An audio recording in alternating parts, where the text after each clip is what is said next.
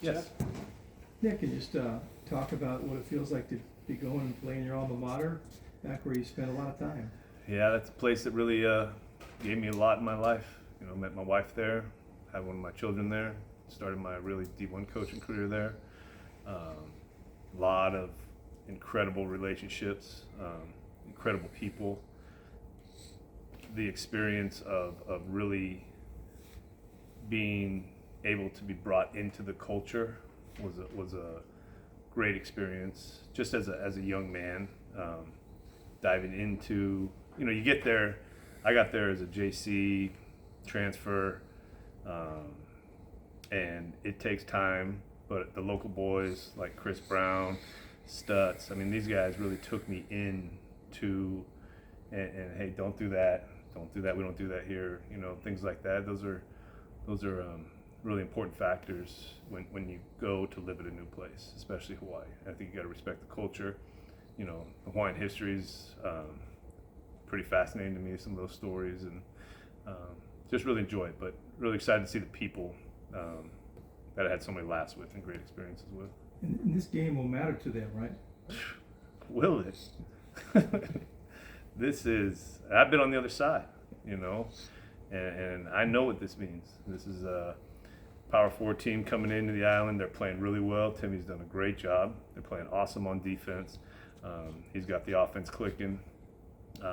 They've got a confidence. They've got a toughness. They've got a real obvious element of being together in their games, and they're a scary team. Hawaii's a scary team on the island when they're playing well, and that will be conveyed to our guys. Can you describe your relationship right now with Timmy and Chris, and kind of do you talk to them at all? I love them both. Yeah, talked to them both throughout the last few years for sure. Especially Timmy. I was able to sit in the seat he's sitting in. I told him there's only a couple people that really know some of the things you're going through, and I loved my experience there. This is your time. If I could ever help you, that was important. But what a great job he's done, really. I mean, there's a way to do it in Hawaii. He knows how to do it, and it's not easy. And there's a constant grind, but also, there's a grind, but there's also this element that you continue to live in aloha and bring the team, whether it's the transfers or the mainland guys, into the culture. And he's got a good equation going right now. Chris had a media availability, and he mentioned that suggested us to ask about the time your moped got taken. Yeah, they're very mean. They were very mean. Here's another trip, or a piece of advice: don't mess with the local boys when you get there, because they will get you back. They will get you back. But awesome teammate. With the story about Chris Brown, we were at SMU 2001, and we were down to SMU, and we were struggling a little bit. He pulled me aside. We believe in you. You're our guy. And we ended up coming back winning the game. I'll never forget that, because from then on, I really felt a truly a part of it, of just everything that Hawaii has to offer. And we've talked about that moment many times at halftime at SMU, and that was important to me in my career. And or the time he took me spearfishing, Waimanalo side, and you see that fish that's got a lot of vowels and starts with an H, and the state fish is like, don't shoot that one. You know what I mean? But also, if you're gonna go fishing, we're gonna eat it. We're gonna, there's just certain things you do over there, and he was big help for me. Nick, it's a trend in bowl games programs throughout the country where a lot of guys sit out. Maybe they're planning to go to the NFL, whatever. Have any of the players made it clear that they're not going to be playing for? We had one. I don't know if I announced it or. Probably not yet. Okay. Don't have a reason. I think it's just what he feels is best right now. Okay. Is it an NFL prospect? Not at this point. I don't think. I mean, down the road, I think it's a younger player who's looking for a change. But I appreciate that he was honest. He came up to me, told me. I, shared the information with the people, and some pretty good excitement out there to be together again. A little get back practice. So, but yeah, no, it's happened all over the country. But this team has really kind of tightened up, in the last few weeks, and I think they get to play together one more time in Hawaii. And I think they're excited, especially like the local boys like Stanley and Jiren.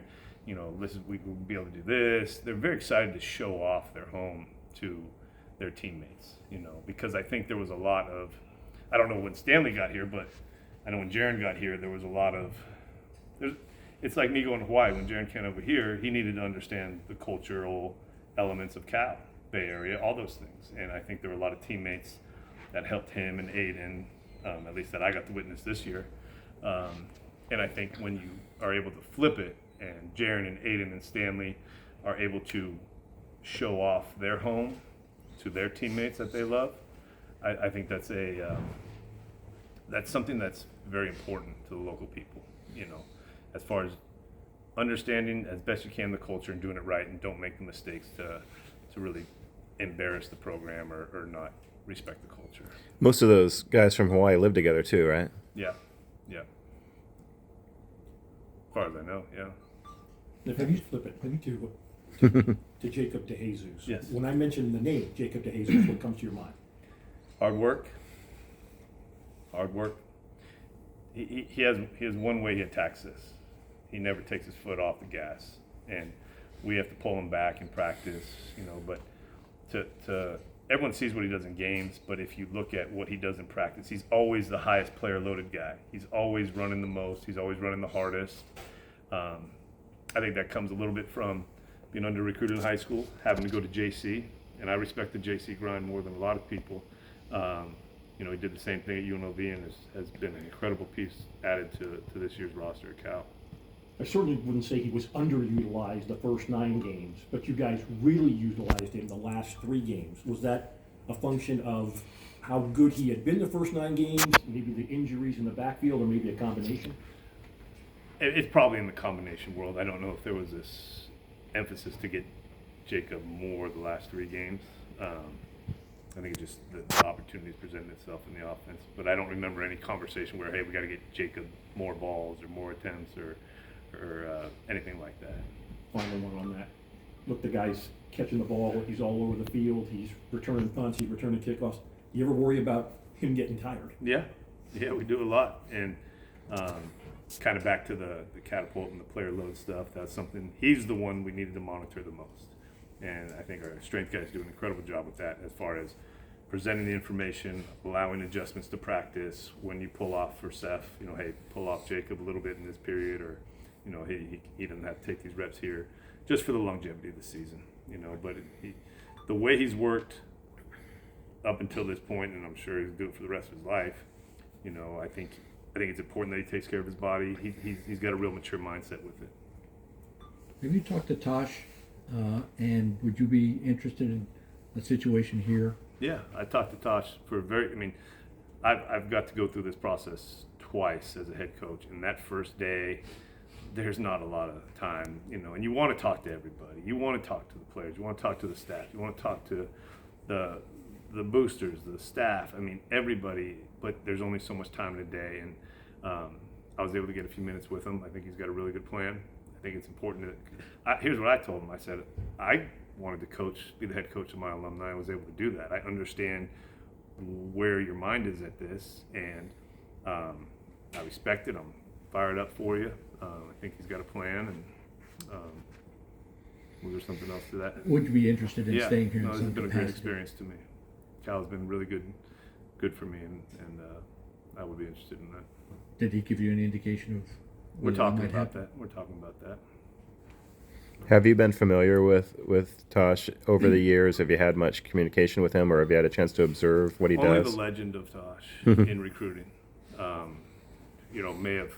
I don't know if we had ever even shaken hands before, but I think both Bay Area kids, he was kind of known in the recruiting world and coaching world, but that was probably my first real interaction with him, was the day he got hired. What's the legend of Tosh? Well, everyone knows he can recruit, and not saying he's not a good football coach, but that's a big element of college football that he's had a lot of success in. What are your thoughts on the vision that he shared for the direction he wants to take the program? I think it's his. and when you have your vision, you're not anybody else's. I think I think it truly in his heart has a plan for this place. Nick, you guys have some momentum right now, a big victory over SMU, and then everything that happened last weekend. How important is it to close the season out with a win there, not just to go to a bowl game? For the memory of this season for these players, I think it'll be try to emphasize the importance of that. You know, we will go to Hawaii. It'll be enlightening for a lot of guys. It'll be magical for a lot of guys. But to go have those experiences and come away with a win against a team we know is going to play hard. We know they're going to be physical. We know they're going to want to beat us as much as anybody. That'll be something that people will remember for a long time. You never played or coached at Ching Complex, did you? Not in a game, practice. Oh, you did? Well, that was our practice field for a while. So I've thrown many balls on that. That was the old turf, and then, now, we had a lot of practices there when I was the head coach. What does it mean to this program to know that you have Jiren coming back next year? Best quarterback in the nation coming back to Cal. I think that's an incredible. I mean, for any institution to be able to say that, I think that gives you the momentum you're looking for going into recruiting, going into next season. And let's not play around. He's not just, in my opinion, the best quarterback in the nation. He's a freshman, and what he's been able to do, the maturity, but not only the elements of the press, the team locker room, the respect he earned, how he was able to process better and better and better throughout the season, always hungry for more as far as being comfortable. I'll be honest, there's times in training camp I was like, he was processing some of the hardest stuff way faster than me, and he works at it, and he's got a good personality as far as interacting with whether it's the other quarterbacks or his other teammates or the defense. That's a big part of playing quarterback too, is being able to connect with a lot of people. And it's been quite a joy for me to be around him. I hope me and him are connected for a long time as friends, because I think he's what he is as a quarterback is what he is. I think everyone in here has seen it. But what he is as a person is very good for the game of football. And when you have that combination, it doesn't happen all the time. Have you told him about the time you threw the 7 touchdown passes against BYU? No, I didn't tell him that. I think it might have been, maybe I told him about it. It might have been 8, but just kidding. But you got some moments there, don't you? Well, it was the last game of the season versus BYU. Was the rivalry. It probably doesn't get the attention it deserves, and BYU's doing great things now. But for a long time, the Hawaii-BYU rivalry was very important, at least to the people in Hawaii, because of BYU recruiting the North Shore and some of the LDS student athletes on the island, and some great matchups through the 90s. And then we hadn't played them in a while, and then we were able in 2001 to have that last game. And, it had a similar feeling as SMU for these guys, to me, where there was so much togetherness, so much at defense. There was a lot of touchdown passes, but I think the defense got 6 fumbles. It was a complete team win. So, and we were kind of left out of the bowl matchups that year. There was there was an edge to us that That was day. your last college game? Yeah. Way to go out, though. That was a great way to go out. Speaking of quarterbacks, I believe your son committed to San Jose State. He did. Can you talk about him and what that means for him?